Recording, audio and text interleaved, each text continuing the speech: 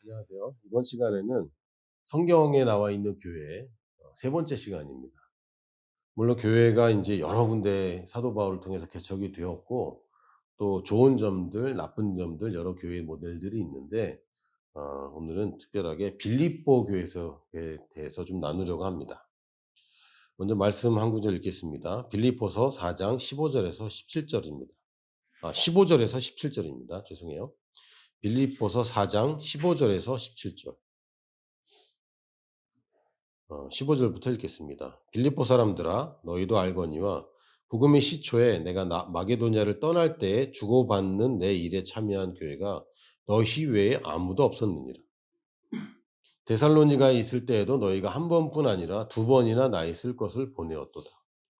내가 선물을 구함이 아니요 오직 너희에게 유익하도록 풍성한 열매를 구합니다. 빌립보 4장에 보면 사도 바울 스스로가 이 재정에 관해서 이야기를 하는 부분이 있는데요. 그중에 한 부분에 빌립보 교회를 언급합니다. 물론 이 편지 자체가 빌립보 교회에 쓴 편지이기도 합니다. 사도 바울이 나는 부유함에도 처할 수 있고 비천함에도 처할 수 있고 나한테는 전혀 문제가 되지 않는다라고 얘기하면서, 그런데 빌립보 사람들을 칭찬하는 것이 복음의 시초에, 내가 이 사역의 시초에 마게도냐를 떠날 때까지 나를 후원해 준 교회가 너희밖에 없다라고 얘기하는 거고, 그 당시에 뭐 송금이 원활하지 않지 않습니까? 그리고 사도 바울처럼 어디가 있는지도 모르는 사람에게 송금을 한다는 건 사실은 굉장히 모험적이고 굉장히 힘든 일 중에 하나였습니다. 송금이 쉽지 않아요. 누군가가 그걸 들고 가야 되는 것이고 못 만나면 만날 때까지 들고 돌아다녀야 되는 거잖아요. 그리고 후원할 때 이 작은 돈 후원하는 게 아닙니다. 한 사람이 자기 목숨을 걸고 날라야 되는 그런 상황인 거죠. 그러니까 굉장히 빌립보 교회가 후원을 잘했던 것으로 알고 있고요. 그리고 16절에는 데살로니가에 있을 때에도 결국 찾아와서 한 번밖에 아니라 두 번이나 사도 바울 후원금을 보냈습니다. 이게 보통 일이 아닌 거죠. 그런데 사도 바울이 또 얘기하기를 "내가 선물 달라고 너한테 그러는 거 아니지. 너희들이 유익하도록 풍성한 열매를 구하기 위해서 이 이야기를 하는 거다."라고 얘기하는데, 첫 번째 나눴던 예루살렘 교회는 교회가 선교를 위한 탄생을 하는 것을 우리가 보았고, 두 번째는 선교를 진행하고 있고 선교로 시작된 모범적인 교회를 봤고요. 세 번째는 그걸 잘 적용하는 새로 개척된 교회를 보는 겁니다. 이 빌립보 교회는 사도 바울로 인해서 개척된 교회이고, 그리고 이건 어떤 특정한 선교사가 개척한 교회인 거예요. 안디옥 교회랑은 좀 양상이 다릅니다. 그런데 이 빌립보 교회의 선교는 뭡니까? 선교사를 끝까지 후원하는 선교를 하게 됩니다. 그러니까 보내는 교회의 모델 중에 하나입니다. 이 빌립보 교회의 탄생을 보면 사도 바울이 마게도냐 사람의 환상을 보고 경로를 바꾸고 마게도냐로 갔고, 거기서 만난 사람이 누구냐면 자주장사 루디아인데, 사실은 그 당시 자주장사하면 여러분들이 지금 유명한 명품 의류 상인이라고 보면 됩니다. 왜냐하면 자주색으로 염색할 수 있는 기술이 굉장히 비쌌습니다. 아주 귀한 그 염료를 사용해야 됐고요. 그래서 유대인들의 겉옷 하나를 자주색으로만 염색을 하면 지금 현재 가격으로 환산하면 옷 한 벌에 한 1억 5천만 원 정도?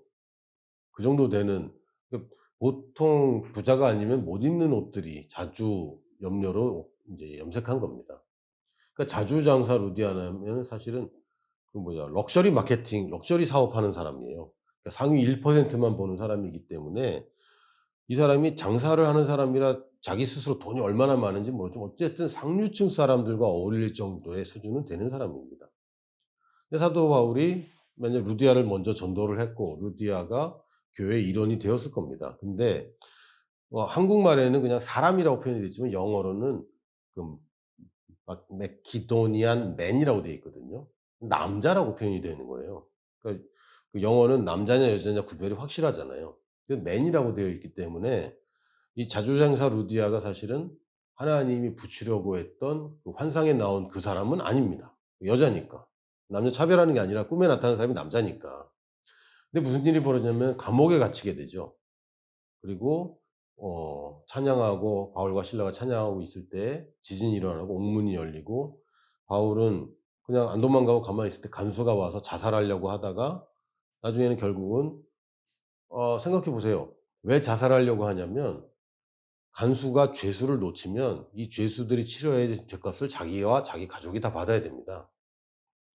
이거는 너무 힘든 거라. 그래서 자기가 죽음으로 그거 모든 책임을 그냥 져 버리는 겁니다, 다른 사람의 피해가 안 가도록. 그래서 자살을 하려고 했는데 바울이 안 도망가고 있는 걸 의아하게 여기고 바울 앞에 와서 하는 얘기가 "당신 누구냐?"도 아니고 뭐 때문에 "당신이 이 일을 일으켰냐? 당신 도대체 누구냐?" 이런 얘기를 하는 게 아니라 "어떻게 하면 구원받냐?"라고 물어봅니다. 그랬더니 유명한 사도 바울이 "주 예수를 믿으라. 그리하면 너와 내 집이 구원을 받으리라." 이 얘기를 한마디를 해 주고 그날로 온 집안이 예수님을 믿게 돼 버리죠. 그래서 교회가 탄생합니다, 빌립보 교회가. 사실은 선교사가 또 기적적인 증거들을 통해서 이 사람 로마 사람이잖아요. 그러니까 이방인의 전도가 돌파가 일어나고 자주형사 루디아는 유대인입니다. 루디아는 유대인인데 이 사람은 이방인이죠. 그래서 이런 돌파가 일어나고 그 복음이 그 한 집안을 변화시켜서 교회가 탄생한 교회가 빌립보 교회입니다. 아주 기적적으로 열매가 이 선교사의 열매로 있는 교회인데 선교사가 세운 교회가 선교를 하는 거죠. 그러니까 우리가 추구하는 교회는 뭡니까? 우리가 교회를 개척한다면 교회를 개척하는 교회를 개척해야 됩니다. 여러분 알죠? 복붙 알죠? 만약에 내가 여러 줄로 되어 있는 것을 계속 복붙 컨트롤 C, 컨트롤 V, 컨트롤 C, 컨트롤 V를 한다면 어떤 경우에는 한 줄하고 엔터 치고 복붙 엔터, 복붙 엔터, 복붙 엔터 이거는 하수들이 하는 거고요. 엔터까지 복사를 해야죠. 그러니까 붙 하면은 엔터를 칠 필요가 없이 탁탁탁탁 줄을 바꿔가면서 해야 이게 인제 매크로 같은. 그러니까 교회를 개척할 때는 교회 개척의 DNA가 매크로로 들어있는 교회를 개척하는 것이고 우리가 선교를 한다고 그랬을 때는 그 선교의 결과는 당연히 이 선교사의 DNA가 들어있는 교회가 개척되어서 이 교회가 선교지의 교회가 선교하는 교회로 서야 되는 것입니다. 근데 한국 교회는 선교를 통해서 탄생한 교회잖아요. 우리가 복음의 종주국이 아닙니다. 우리가 이스라엘 사람들이 아닙니다.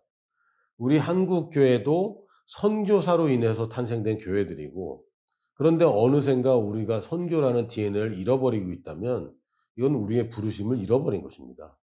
우리도 선교지였고 이제는 우리가 선교하는 나라가 되었는데 당연히 우리가 선교하고 결과로 교회가 탄생될 때는 선교하는 교회를 세워야 되는 것입니다. 우리가 국내에서든지 해외에서든지 우리의 초점은 뭡니까?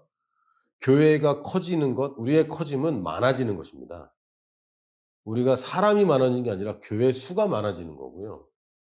그냥 교회가 아니라 선교하는 교회가 많아지는 것입니다. 이게 우리가 하고자 하는 일이에요.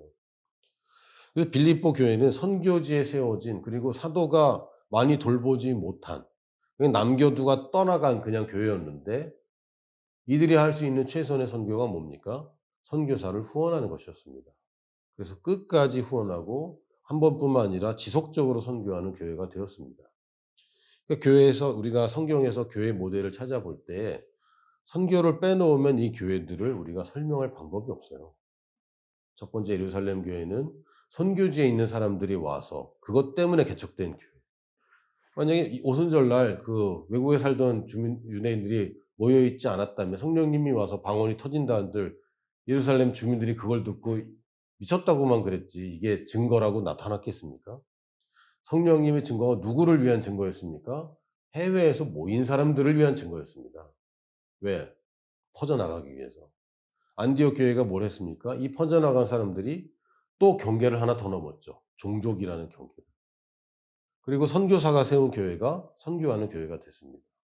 그래서 교회의 본질은 선교입니다. 교회에 여러 가지 좋은 중요한 것들이 많이 있긴 하지만 사실은 목적과 방향성은 오직 선교라고 볼 수 있습니다. 이게 많은 여러 가지 다양한 방법들과 다양한 색깔들과 다양한 위치들이 있을 거예요. 그러나 우리 모든 교회는 선교하기 위해서 탄생한 교회이고 선교하기 위해서 존재하는 교회들입니다. 그리고 우리 성도들도 그 비전에 동참할 때에 그 교회의 일원이 되는 것이고 마음을 같이 할 수 있는 것이고 여러분의 교회 생활이 기쁠 수밖에 없고 그러면 위클리 교회가 아니라 데일리 교회가 될 수 있어요. 왜? 내가 원하는 그것이 우리 교회가 원하는 그것과 일치되기 때문에.